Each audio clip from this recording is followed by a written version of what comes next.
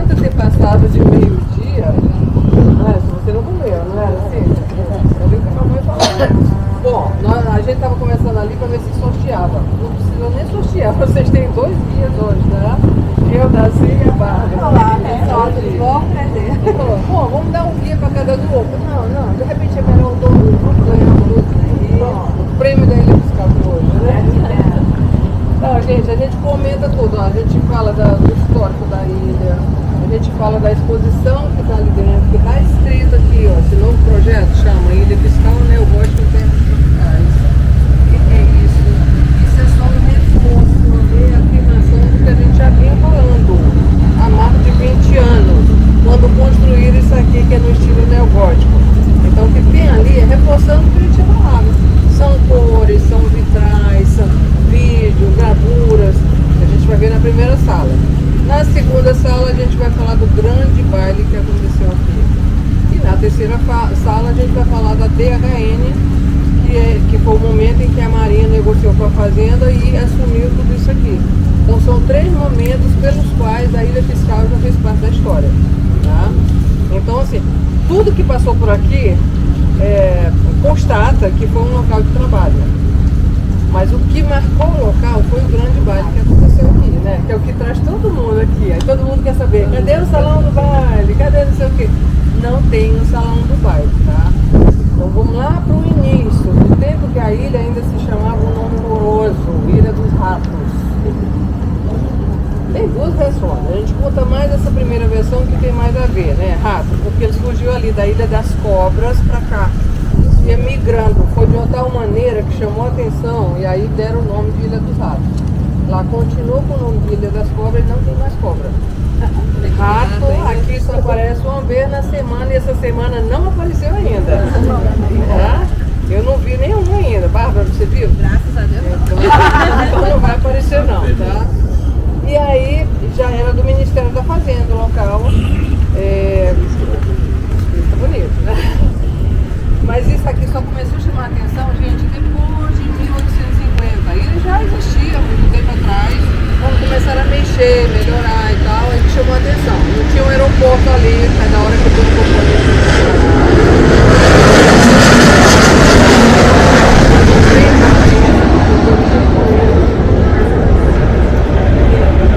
outro dia meu filho filmou assim, tô vendo a mãe, ele abriu pra minha casa, não vi porque você é muito pequenininha. Então, aí a partir de 1850 aqui começou a chamar a atenção. Era uma ilha normal, com pedra enorme e várias pedras menores, tá? E aí uma época fizeram uma obra lá no cais da Praça 15, pegaram e tudo jogaram pra cá. Pedras, terras e tal, jogaram assim, fazendo tipo um depósito. Não sabia se aquilo ia agradar ou desagradar. O Ministério da Fazenda pegou e aí aquilo tudo aterrou ao redor. Então a ilha que era original continua sendo, mas ela passou a ser aterrada também. Ela media 4.400 metros quadrados no início, com isso ela ganhou mais um pouco, ficou com 5.200. Mais tarde aterraram mais, que o total hoje são 7.000 metros quadrados. A parte construída é só 1.200. Então tem bastante terra ao nosso redor, tá? Não pode pisar muita coisa, senão afunda, tá? Então, aí depois que ela planeou, né? O Ministério da Fazenda planeou, colocou aqui depósito para carvão, botou forno para queima de cal que vinha da Inglaterra, que tudo isso era para abastecer os navios que passavam por aqui e paravam. Aí abastecia e tal. Aí começou a se abrir aos particulares, começaram a se interessar pela ilha. A Marinha do Brasil queria a mesma ilha. Queria botar um posto de socorro navais ali. A Fazenda não cedeu. Então não ia. Ninguém tasca, já vi, entendeu? Então ela continuou com tudo aqui. O que fez essa construção, gente? Um moço chamado Carlos Américo Sampaio Viana, um inspetor lá do cais, que era um conselheiro também, ele apontou para cá e deu a ideia. Por que a gente não usa essa ilha para fazer uma sentinela, uma guarda-moria, um quartel? Para quê? Para botar guardas 24 horas para fiscalizar cada navio que entrasse no Rio de Janeiro. Porque ela está numa posição estratégica, ela está em frente da Baía do Trabalho. Não tem outro lugar para o navio entrar aqui. Para ele chegar no Rio de Janeiro, é obrigado a passar por ali. Na hora de ir embora, mesma coisa. Então a ideia era essa, para havia o contrabando também, porque assim eles tinham como fiscalizar cada navio, para ver que carga trazia e tal, né? Então surgiu dessa ideia. E aí o engenheiro, na época, era o doutor Adolfo José Delvec, ele era diretor de obras do Ministério da Fazenda, ele fazia os projetos das grandes obras públicas, aí ele próprio se interessou, começou a fazer um projeto. Eu não tinha a menor ideia de nenhum estilo arquitetônico. Eu fazia casinha de tijolo, bem simples. Aí foi, não é o neoclássico, não. Um dia Dom Pedro II viu o projeto, e ele já costumava vir aqui na ilha. Aí ele disse uma frase. A frase está escrita lá dentro, gente. Naqueles textos que vocês vão ler lá dentro, aquela frase está ali, né? Ele disse que a ilha era um estojo delicado, digno de uma brilhante joia. A maneira como ele falou, claro que ele deu a importância à ilha, que ela merecia algo tão imponente como se fosse uma joia. Aí o engenheiro caprichou mais ainda, né? Claro, aí eles foram entrando em acordo. Qual o tipo de arquitetura que a gente pode colocar, que chame a atenção, que seja bem alta e tal. Tem que ser de frente para a entrada da Baía de Guanabara e de preferência de costa para a Serra dos Órgãos, lá em Teresópolis, que tem o dedo de Deus. Então a ideia era essa. Bem alta, aí depois veio a ideia do relógio, pode ter um relógio lá em cima, para cada navegante chegar no navio, acertar os seus relógios pelo nosso relógio e tal. Então foram dando a ideia, qual que mais chegou perto dessa ideia deles, né? O neogótico. O Brasil não tinha, eles copiaram de lá da França, do século XIX. Por sua vez, já era copiado do século XIV, do gótico. Então pegaram e fizeram essa coisa linda, maravilhosa. Você sabe que o gótico ele tem muita coisa que se assemelha a uma igreja, uma coisa religiosa, uma coisa romântica, uma coisa suave, entendeu? Então normalmente é uma arquitetura muito exuberante por fora e dentro é bem simples, tá? Então isso, se você for analisar hoje lá para fazer um quartel, para botar guardas aqui, precisava tudo isso, né? Eu acho que precisava, porque eu sou apaixonada por isso, né? Cada um tem sua opinião, né? E daí completaram o projeto, começaram a obra em novembro de 1881, então levou quase 8 anos para fazer tudo isso. Ali nosso amigo de novo.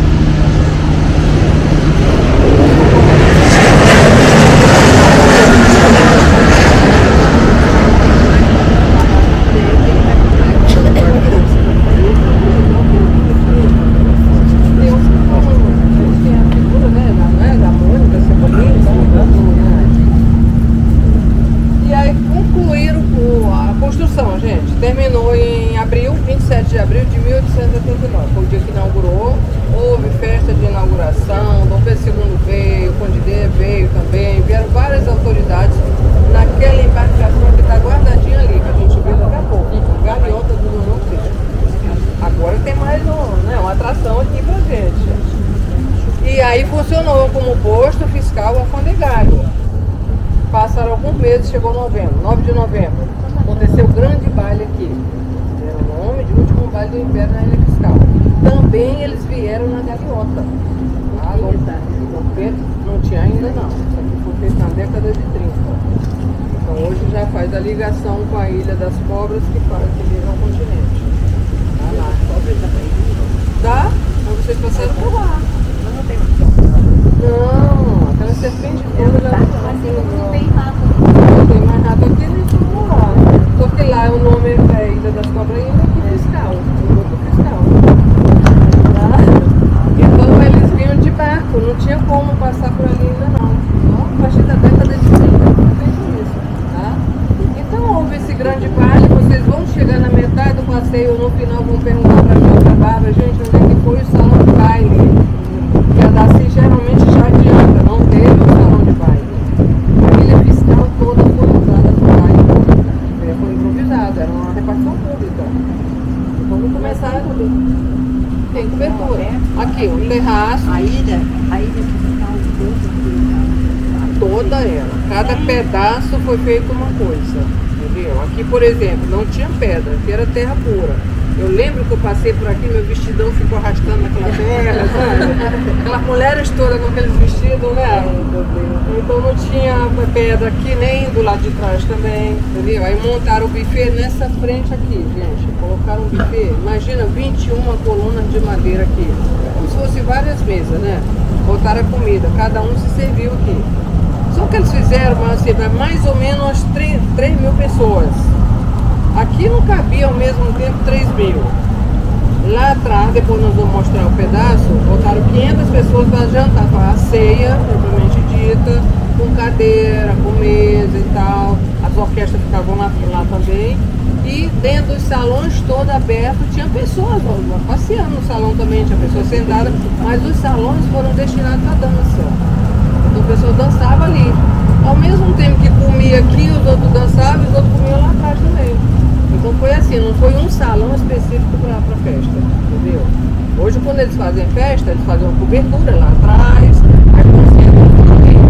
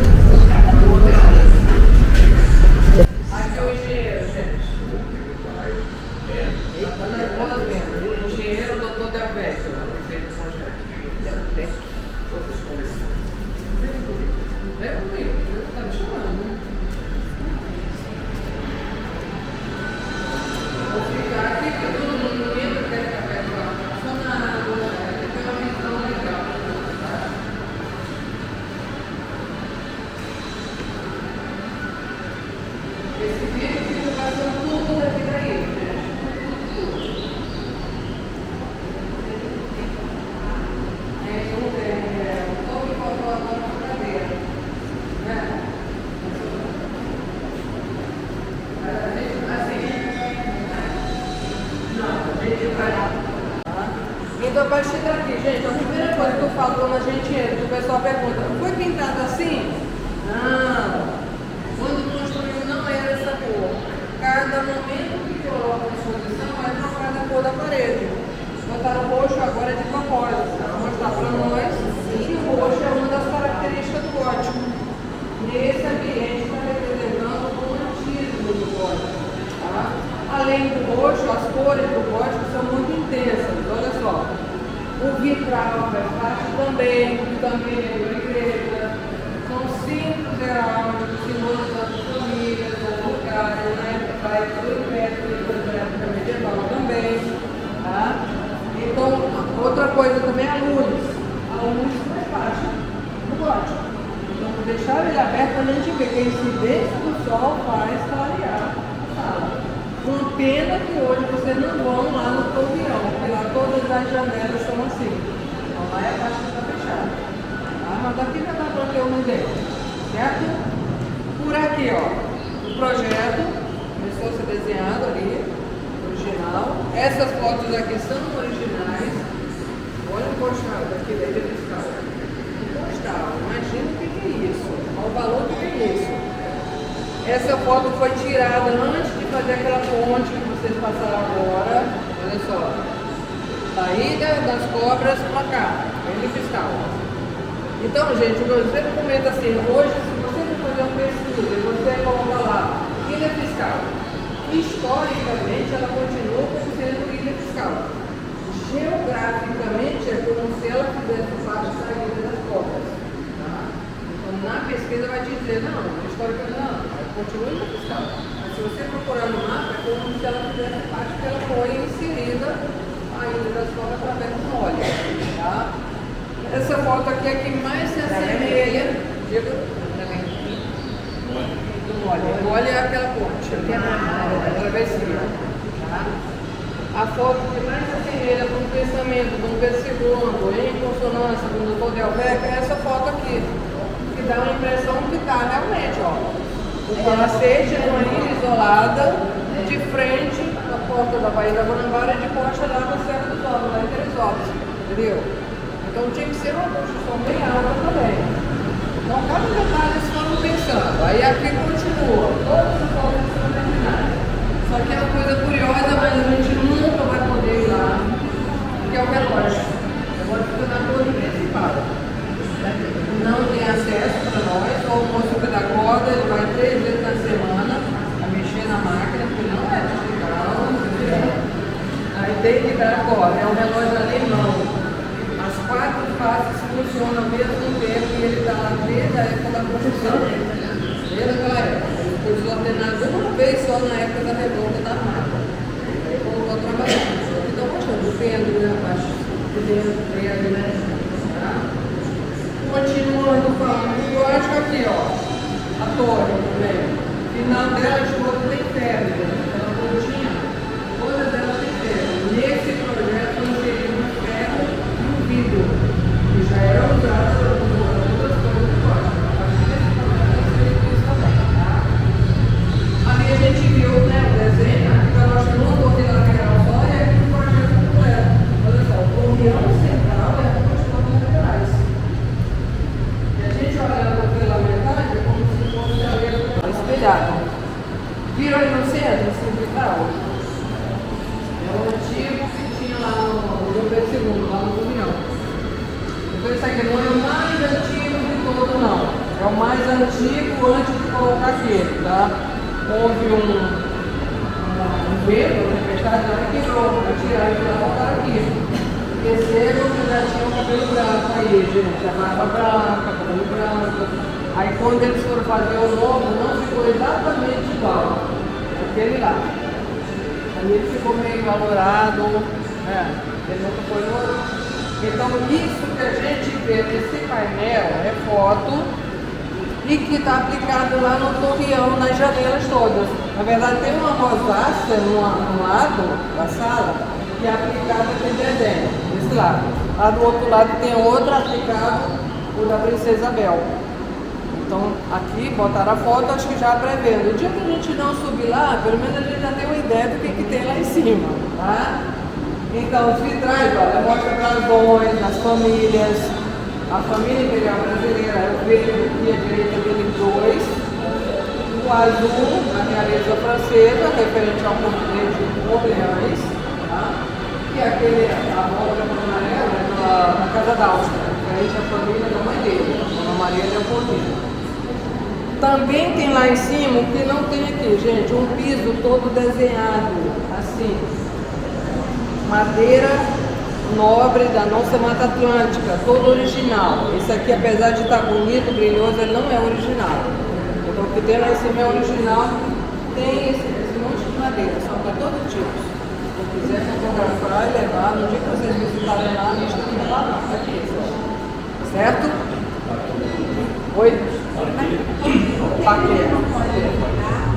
Tá em obra. Quebrou um cano, já fizeram a obra do cano, agora eles tiraram os vitrais para fazer manutenção. Quando a gente vê lá na frente, vocês vão ver que tem madeira no lugar.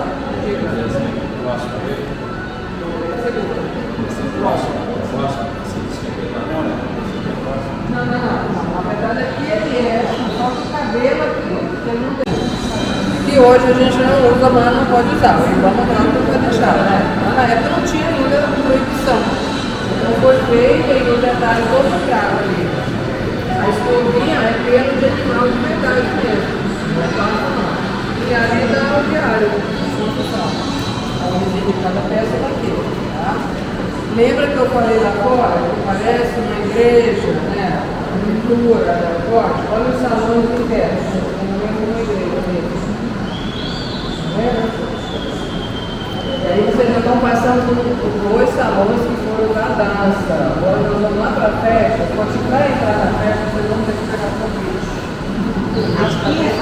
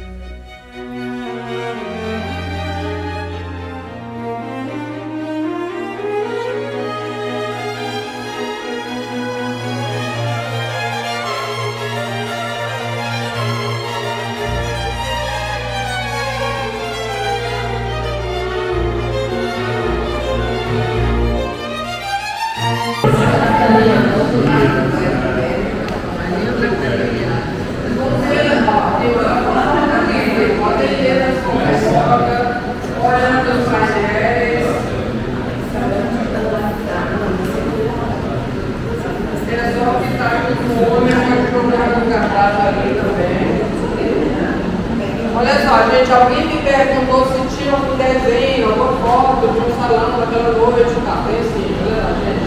Era uma foto antiga. Tinha dois salões maiores. Tá? A gente era um pouco menores. Então, tinha 4 salões desse tamanho e 2 daquele tamanho. 6 total. Percebam que tem cadeira na lateral da faixa de claro, tudo que tinha de imóvel na fiscalização, eles botaram na lateral. Aí decoraram para a festa.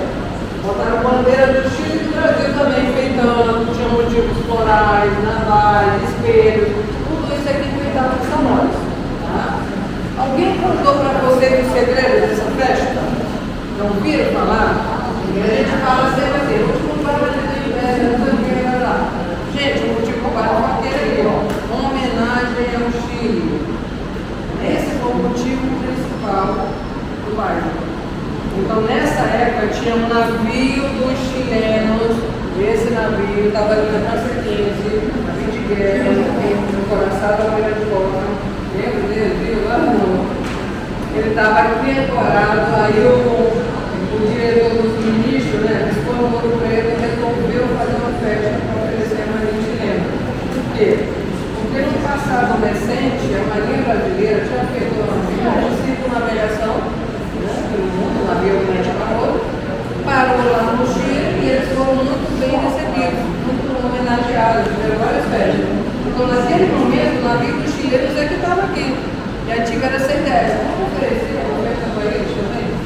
Então, se perguntar qual foi o motivo dessa grande festa que eu organizei? Retribuição de gentileza do país a outro país.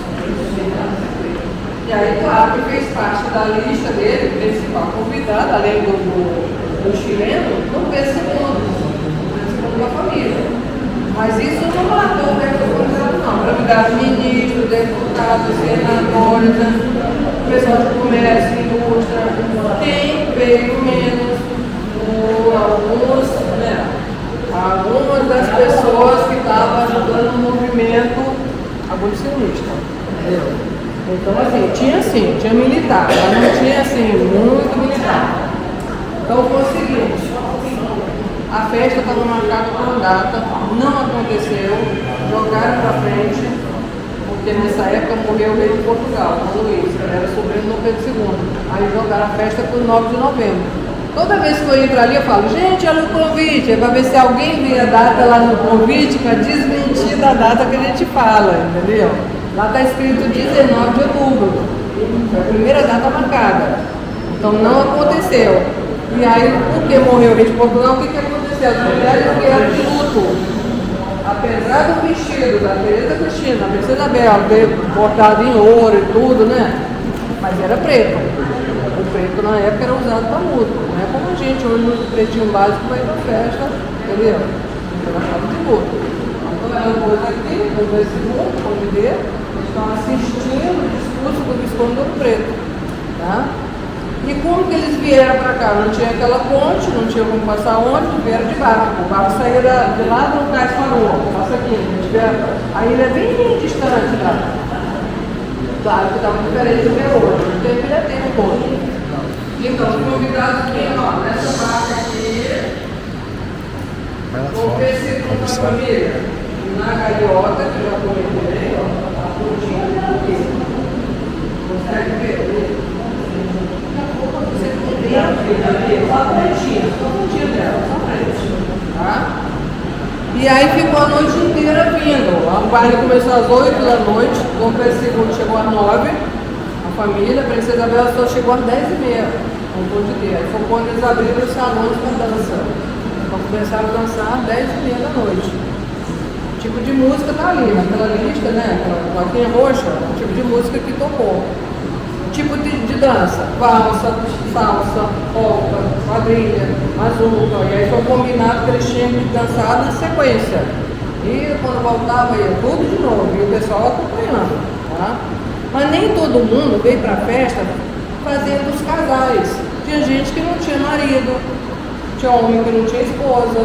Então as mulheres costumavam ficar sentadas nas cadeiras, encostadas ali na parede.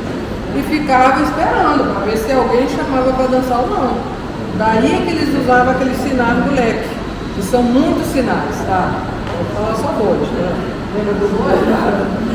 Só dois. A mulher tinha que dar sinal. Se o homem estivesse olhando, né? Se ela abanasse para ela estava dizendo que ela estava livre, que ele podia chegar. Se abanasse para fora, estava falando, sou comprometida, ninguém pode chegar perto não. Tá? Então, assim, é muita fofoca. Se vocês forem ler tudo, a gente vai ficar o dia inteiro. Se eu for falar tudo, a gente vai ficar 2 dias, tá? Mas só lembrando, ali, ele botar a Ilha das Fadas, eles estão se referindo ao fato de que naquela noite todo mundo queria estar bonito. Não só quem vinha para o baile, mas o pessoal que ficou aglomerado na Praça 15 para ver o embarque, todo mundo queria estar aposentado, entendeu? Com isso, superlotou a Rua do Ouvidor, que é onde tinha as melhores lojas, os salões de pentear o cabelo e tal, né? Então não deu vazão para todo mundo. Aí a gente tenta não falar fofoca, mas tem uma fofoca antiga que eu voltei a falar, gente, e uma das mulheres não achou vaga no salão, e aí ela combinou com a mucama dela em casa. Vamos pentear meu cabelo. Penteou o cabelo 72 horas antes do baile. 72. Aí ficou com o penteado feito até a hora do baile.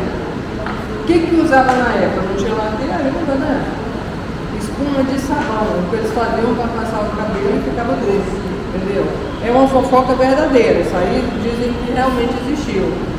Então, todo mundo queria estar bonito, né? Eu tentei chegar aqui também, não rolou não. Tá? E aí continua, ó, são vários detalhes, mas vamos só acabar de detalhar o quadro, gente. O moço que pintou o original foi aquele moço ali, Francisco Aurélio de Figueiredo de Melo, um paraibano, que tinha como irmão um pintor famoso da época, Pedro Américo.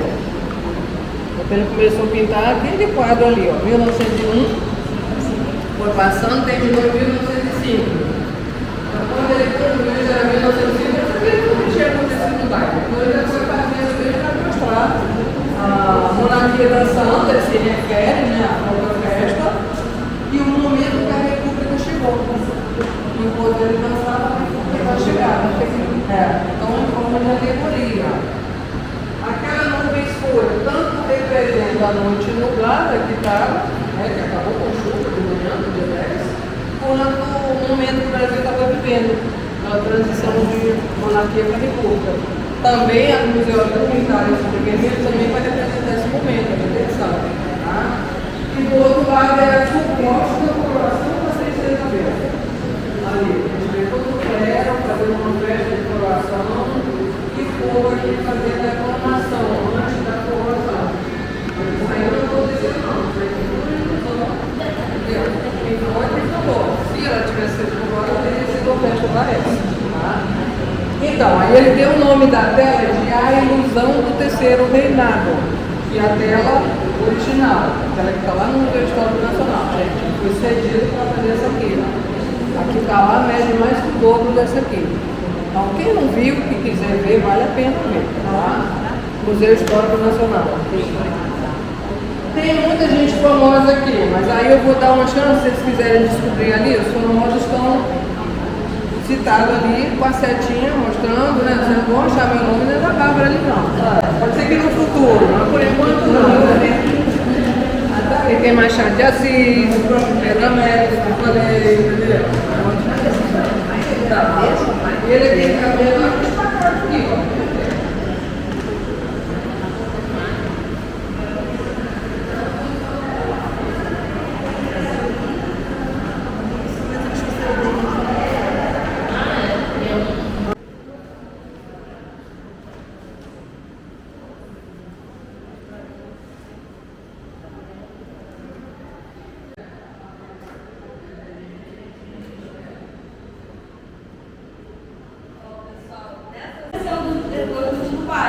Porque o baile acaba sendo um único dia de mais de 100 anos de história dessa ilha. Aqui nesse espaço, depois do baile, continuou funcionando, foi negado. Sendo que o Rio de Janeiro passa por uma série de eventos, uma série de conflitos, como por exemplo a Revolta da Armada. E quando ocorre a Revolta da Armada, a ilha principal acaba ficando meio cruzada.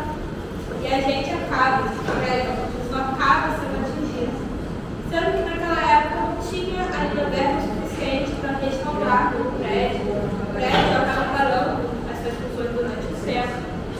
Sendo que em 1913, o Ministério da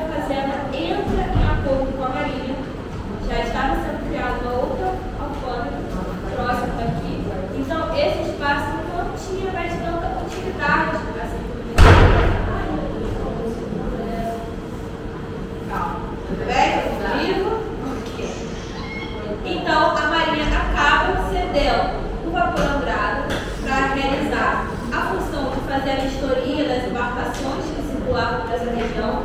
A imagem vocês conseguem ver atrás de vocês nessa plaquinha aqui. E o Ministério da Fazenda vai oferecer a ilha fiscal para a Marinha. Desde então, a Marinha vai sediar nesse espaço uma série de secretarias e departamentos, como, por exemplo, a DHN, que existe ainda hoje em dia. A DHN é basicamente responsável por estudar as condições de navegação e vai passar os relatórios, todos os relatórios, principalmente para as grandes embarcações, cruzeiro ou pessoa responsável pela pesca na região. E também vai ser um dos principais responsáveis por conceber as cartas náuticas que a gente utiliza hoje em dia. A DHN vai ficar aqui até por volta de 1983, vai ser transferida para Niterói, ali na Boca da Areia, no lugar com ação, obviamente ocupando um espaço muito maior, muito mais moderno. E aqui, na década de 90, vai passar por um grande processo de restauração e reforma. Sendo que na virada de 99 para os anos 2000, eles decidem abrir esse espaço não só para visitação pública, mas também para evento e educação museal. E nessas plaquinhas aqui vai contar um pouquinho dessa história. Não só da DHN, da repartição jornalística que eles fizeram, mas também sobre o próprio prédio, sobre o processo de restauração e como ele vai ser tombado pelo INEPAC, sendo considerado um patrimônio aqui do Rio de Janeiro. Ok? A gente vai sair agora aqui e descer a escada pela direita, combinado? Aí vamos tirar essa parte da minha que traz o pé. Sabe se segura aqui? Seguro, tá? Deixa eu ver.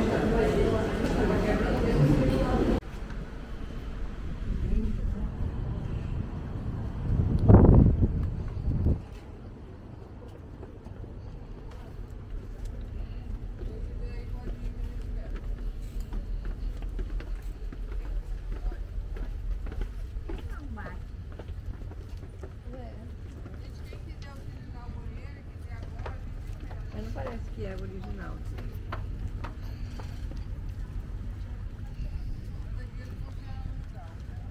Ou seja, família imperial, a sua comitiva, a armada chilena, que eram os convidados de honra, e só. Basicamente, eram os únicos que puderam sentar à mesa e se alimentar.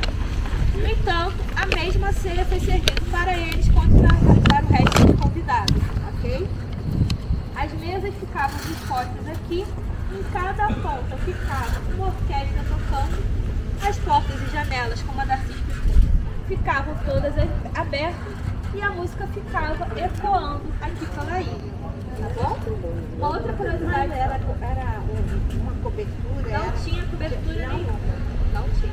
Era o ar livre? Era o ar livre. De um lado e do outro? Basicamente.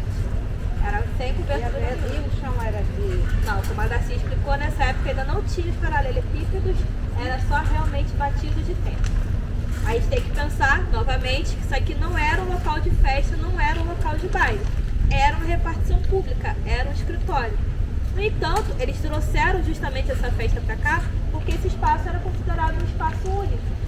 Esse castelinho foi um dos primeiros do Rio de Janeiro, uma das primeiras construções que teve relógio, energia elétrica, que foi utilizado vidro e ferro na sua construção. Dificilmente a gente encontraria os mesmos materiais em qualquer outro ambiente, qualquer outra construção aqui no Rio de Janeiro, que naquela época já era a então capital do Império. E se na capital já era difícil de se encontrar esses materiais, imagina mais para o interior. Agora, uma outra curiosidade aqui desse espaço é o nosso relógio. Infelizmente a gente não vai conseguir acessar nem um pouco mais para cima, mas só para mostrar para vocês. Esse relógio, como a Darcy explicou, ele é de 1889, ele é de origem alemã, da Casa Cruz, e ele ainda funciona normalmente. A gente dá corda nele pelo menos 1 ou 2 vezes por semana, sendo que naquela época, quando ele foi implementado aqui em 89, dificilmente você iria encontrar algum relógio nas casas e principalmente nas grandes construções. Ou seja, toda embarcação que passava por aqui, entrando ou saindo da Baía de Guanabara, acabava se faltando nele. O que poderia causar uma certa confusão, porque como vocês podem reparar, lá em cima, onde fica o 4, são 4 tracinhos, ao invés daquele vizinho, o tracinho que a gente está acostumado. Essa mudança ocorre na virada do século, implementada, instituída pelo Papa, justamente porque muitas pessoas acabavam no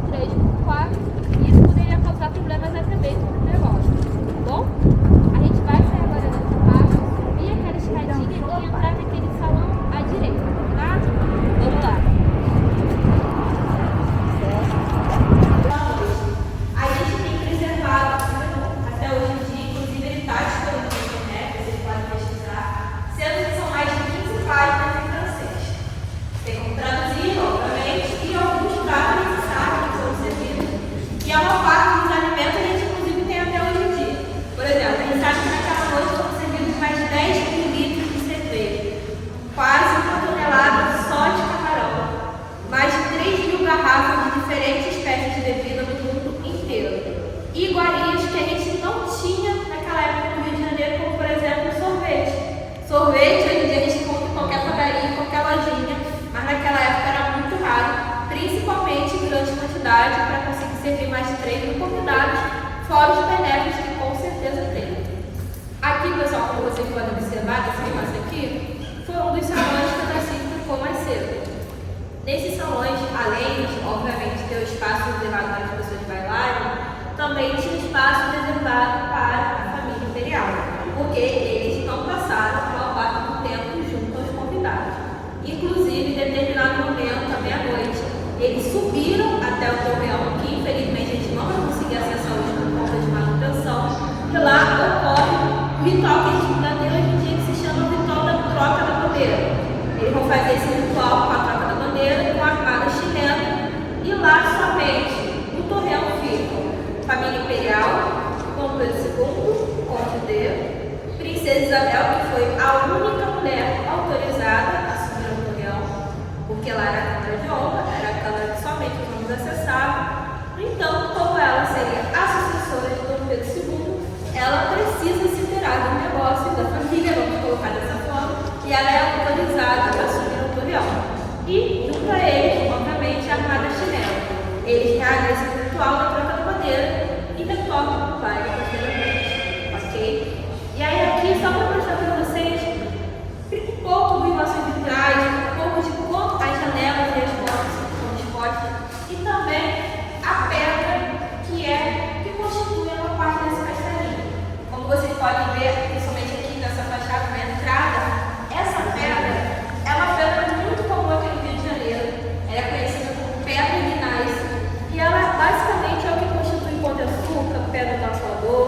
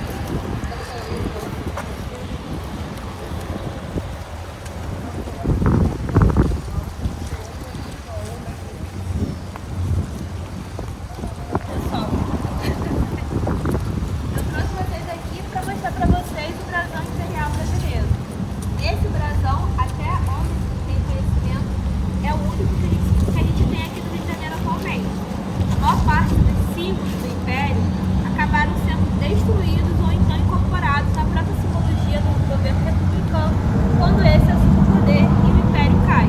Por exemplo, a bandeira do Brasil que a gente tem atualmente, ela já vem pautada na simbologia e cores que o próprio Império Brasileiro já utilizava. E aqui no nosso Brasil também tem muitos dos símbolos que a gente já conhece, mas que, enfim, uma nova roupagem. Por exemplo, lá em cima, em volta daquela esfera, tem algumas estrelinhas. Se você reparar ali na bandeira do Brasil, tem as estrelinhas, sendo que naquela época, esse símbolo, essas estrelinhas representavam as províncias do Império Brasileiro. Atualmente, elas representam os estados. Ao centro, a gente tem a esfera armilar. Essa esfera era basicamente um instrumento utilizado durante as grandes navegações. E como foi? Por conta desse período que Portugal se sobressai no cenário político e econômico internacionalmente, ele adere à esfera armilar, à sua própria simbologia. A gente tem também, em cima desse símbolo, a coroa do imperador. Essa coroazinha fechada, sempre que vocês virem, ela representa o poder imperial. Coroa aberta, poder da realeza; coroa fechada, poder do imperador. E também temos dois seres bestiais, essas duas criaturas, essas serpentes marinhas, que são conhecidas basicamente como serpes. Cada uma traz um raminho. Um é um ramo de tabaco, o outro é um ramo de café, que eram riquezas daquela época que Portugal acaba também se favorecendo e incorporando a sua própria simbologia. Tá bom? Obrigada aí. Agora a gente vai seguir aqui e vai conhecer a galhota imperial. Só pedir para vocês seguirem direto e virar à esquerda ali naquela estrutura, tá bom? Vamos lá.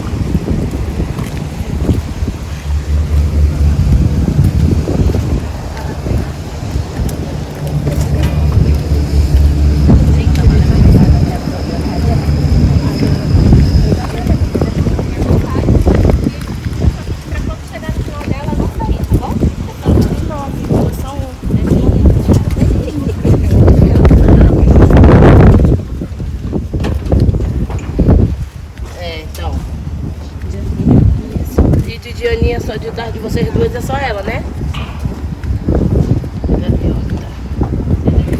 Imperial, ou então galhota Dom João VI. Alguns de vocês já conhecem, talvez conheçam ela, por causa que ela ficava em exposição lá no Espaço Cultural. E ficou ali até por volta de 2014, quando ela foi, né, retirada daquele espaço, quando eles decidiram fechar aquele galpão que era utilizado como museu.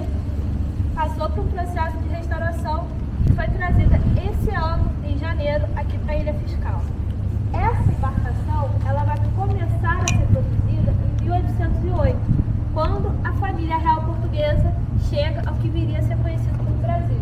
Voltando um pouquinho no tempo, na história, 1807, Napoleão Bonaparte invade Portugal e a família real portuguesa se vê obrigada a vir para o que viria a ser o Brasil.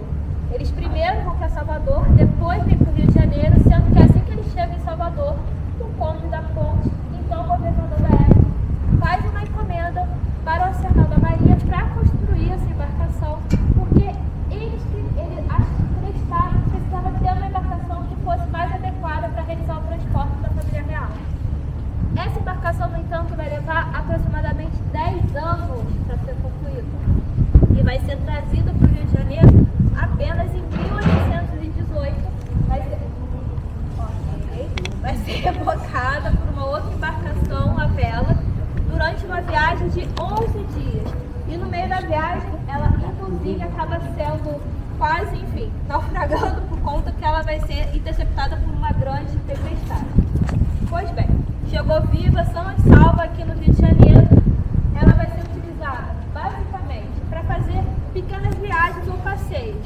Família real portuguesa ou convidados de honra geralmente gostavam de visitar muito a região de Niterói ou então Paquetá.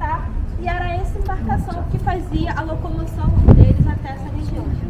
Ou também, sempre que chegava um grande navio oceânico lá da Europa e parava aqui no meio da Baía de Guanabara, que fazia o processo de fundeamento, era essa embarcação que era responsável por pegar esses convidados membros da realeza e levar até o cais mais próximo, que foi o que ocorre quando a dona Teresa Cristina, imperatriz, mulher de Dom Pedro II, chega da Europa aqui no Rio de Janeiro.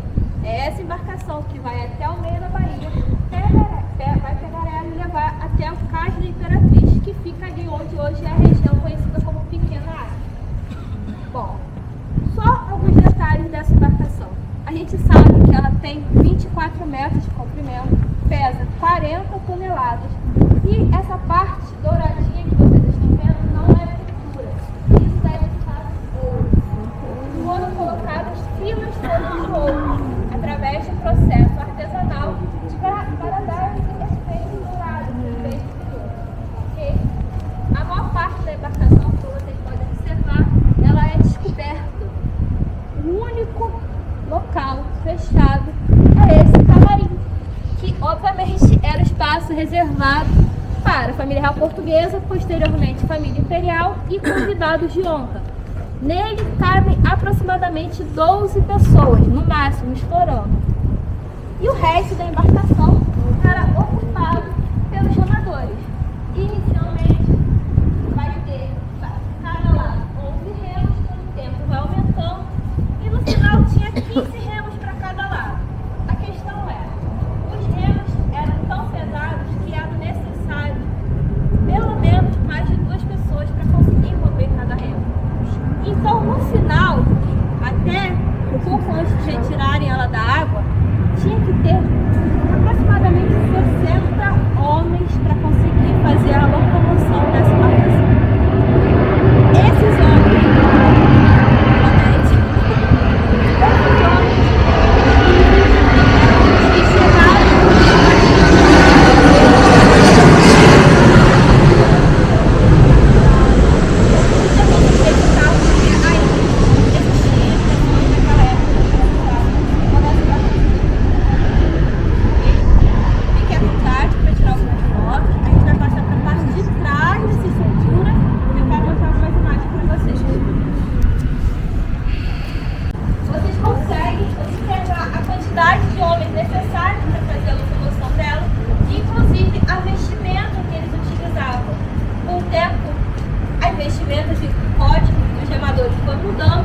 que chegaram permaneciam o formato da roupinha deles do mesmo jeito.